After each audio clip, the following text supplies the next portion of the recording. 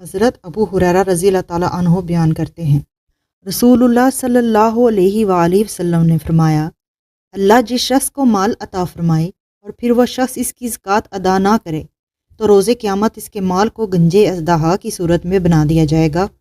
اس کی آنکھوں پر 2 نقطے ہوں گے، اس کو اس کے گلے کا ہار بنا دیا جائے گا، پھر وہ اسے جبڑوں سے پکڑ کر کہے گا، میں تیرا مال ہوں، میں تیرا خزانہ ہوں۔ پھر آپ نے یہ آیت تلاوت فرمائی۔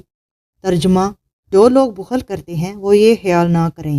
مشکوٰۃ المصابیح حدیث نمبر 1774۔ حضرت ابن عباس رضی اللہ تعالیٰ عنہ بیان کرتے ہیں، جب یہ آیت ترجمہ جو لوگ سونا چاندی ذخیرہ کرتے ہیں نازل ہوئی تو یہ مسلمانوں پر بہت گراں گزری، تو حضرت عمر رضی اللہ تعالیٰ عنہ نے فرمایا، میں تمہاری اس مشکل کو حل کرتا ہوں۔ وہ گئے اور عرض کیا، اللہ کے نبی، یہ آیت آپ کے صحابہ پر بہت گراں گزری ہے۔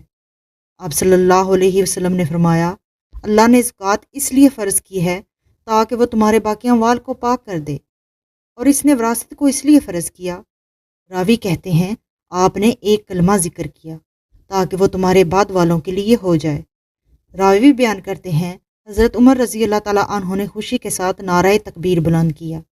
پھر آپ صلی اللہ علیہ وآلہ وسلم نے انہیں فرمایا، کیا میں تمہیں آدمی کے بہترین خزانے کے متعلق نہ بتاؤں؟